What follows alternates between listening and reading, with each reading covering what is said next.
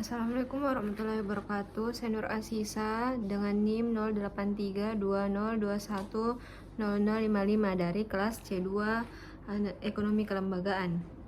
Baik, saya akan menyelesaikan tugas yang telah diberikan. Yang soalnya adalah meringkas satu paham mana yang sesuai dengan negara kita.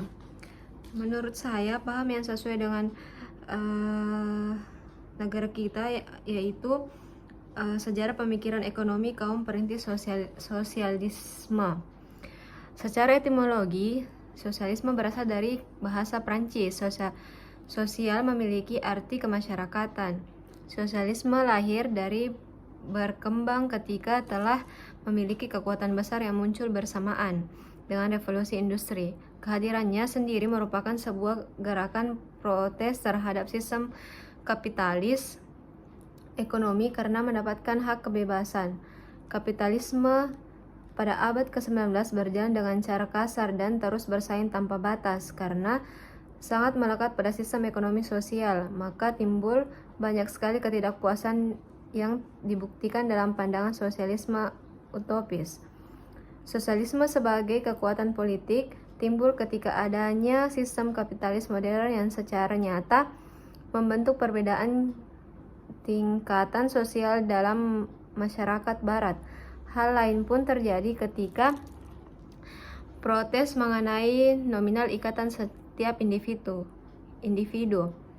Setelah munculnya golongan pengusaha atau pemilik modal yang memiliki kehidupan mewah yang berbanding terbalik pada golongan pekerja buruh yang harus hidup di tingkat kemiskinan dengan upah yang sangat rendah. Hal ini ditandai dengan banyaknya cendekiawan yang mengkritik pada sistem ekonomi kapitalis dengan kecenderungan yang bebas tanpa memikirkan kesetaraan maupun pemerataan pendapatan masyarakat. Di Indonesia, sosialisme memiliki perjalanan panjang tersendiri, khususnya saat Presiden Soekarno menyatakan kekagumannya terhadap sosialisme. Sebagian besar pandangan pemikiran dipengaruhi oleh tokoh-tokoh sosialis ternama seperti Karl Marx. Salah satu wujud sosialisme Indonesia menurut Soekarno adalah terwujudnya kemerdekaan seluruh bangsa yang dapat dipadukan pada aspek kebudayaan. Ajaran-ajaran dari sosialisme telah mempengaruhi kemajuan rakyat Indonesia. Pemikiran-pemikiran dari bangsa Indonesia telah dikuasai oleh propaganda sosialis militan pada masa penjajahan Belanda. Ajaran-ajaran dari Karl Marx bisa diterima, di samping itu juga dianggap sebagai dasar pembentuk dan keyakinan yang sangat diperlukan bagi rakyat Indonesia dalam perjuangan melawan penjajah.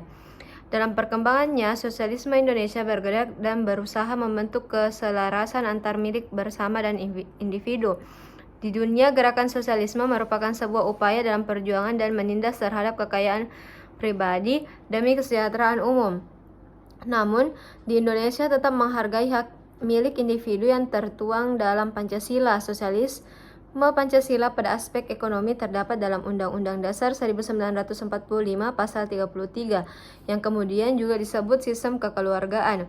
Dalam Undang-Undang Dasar 1945 menjelaskan dan menegaskan bahwa kemakmuran masyarakat merupakan hal utama yang perlu ditekankan. Oleh karena itu, pembentukan sistem perekonomian disusun atas dasar kekeluargaan, koperasi, swasta, bahkan negara sebagai penanggung jawab dalam menjalankan seluruh komponen ekonomi bangsa.